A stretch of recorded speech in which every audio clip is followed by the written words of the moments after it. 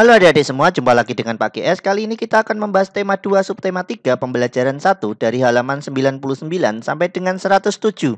Bersatu kita teguh menjaga persatuan dan kesatuan bangsa merupakan kewajiban seluruh rakyat Indonesia karena negara kita terdiri dari berbagai suku, agama, dan ras. Di halaman 100 kita diperlihatkan foto naskah teks proklamasi tulisan tangan Insinyur Soekarno dan ketikan Sayuti Melik. Lalu, apa yang kamu ketahui tentang naskah di atas? Di sini pakai jawab, teks proklamasi ini dirumuskan oleh 3 bapak bangsa yaitu Insinyur Soekarno, Muhammad Hatta, dan Ahmad Subarjo. Naskah yang memuat isi dari teks proklamasi ditulis oleh Insinyur Soekarno kemudian diketik oleh Sayuti Melik. Isi teks proklamasi hanya memuat 2 paragraf. Paragraf pertama memuat pernyataan kemerdekaan bangsa Indonesia, sementara paragraf kedua memuat mengenai pemindahan kekuasaan. Kemudian kita disajikan bacaan berjudul BM Diah dan naskah teks proklamasi yang menceritakan tentang naskah proklamasi asli tulisan dari Insinyur Soekarno yang dibuang ke tempat sampah dan dipungut oleh BM Diah, kemudian dikembalikan kepada bangsa Indonesia setelah 46 tahun lebih. Kalian baca lebih seksama ya. Dan selanjutnya kita diminta mengamati apakah ada kata tidak baku dalam bacaan di atas. Di sini Pak GS jawab, semua kata dalam bacaan merupakan kata baku. Lalu, tahukah kamu tentang kata baku? Kata baku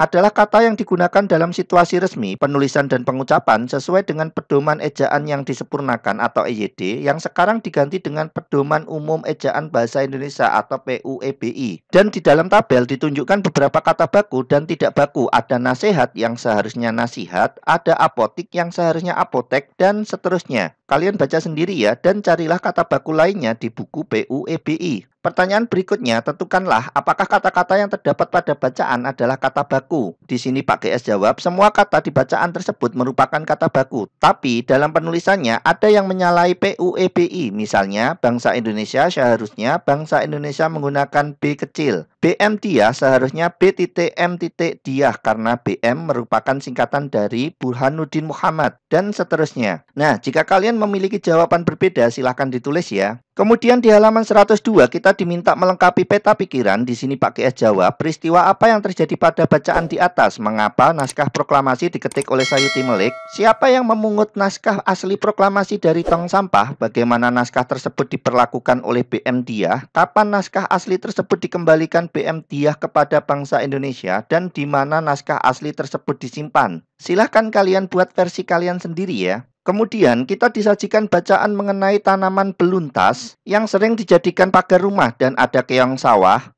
yang berguna untuk membersihkan lumut di kolam ikan maupun membersihkan rumput yang mengambang di air. Nah, ada beberapa manfaat hewan bagi manusia dan lingkungan yaitu sebagai bahan pangan seperti daging, telur, dan susunya, sebagai bahan sandang seperti kain sutra dari ulat sutra atau pakaian dari kulit hewan, sebagai bahan kerajinan contohnya wayang dari kulit hewan dan kok dari bulu angsa, sebagai pupuk organik yaitu dari kotoran hewan seperti sapi dan kambing, serta dimanfaatkan tenaganya seperti kuda untuk menarik delman. Selain hewan, ada tumbuhan juga yang bermanfaat bagi manusia dan lingkungan, yaitu sebagai bahan makanan, bahan sandang, bahan bangunan, bahan obat, bahan baku industri, pewarna alami, dan menjaga kualitas air. Kalian baca sendiri dengan teliti ya. Jika ada pertanyaan, bisa ditanyakan di kolom komentar. Di halaman selanjutnya, kita diminta melengkapi tabel mengenai manfaat hewan dan tumbuhan bagi manusia. Di sini Pak GS contohkan. Hewan ayam, habitatnya hutan, kebun, pekarangan rumah, dan lain-lain. Manfaatnya daging dan telurnya sebagai bahan pangan. Lalu tumbuhannya ada pisang. Habitat aslinya di hutan, tapi saat ini sudah banyak di kebun-kebun sekitar kita. Manfaatnya adalah buah dan jantung pisang sebagai bahan pangan, daun pisang sebagai bungkus, dan batangnya sebagai pakan ternak. Lalu dari tabel tersebut kita diminta untuk menjadikan bentuk tulisan. Di sini Pak GS contohkan tumbuhan dan hewan mempunyai berbagai manfaat bagi lingkungan dan manusia. Misalnya ada ayam yang dimanfaatkan telur dan dagingnya sebagai bahan pangan.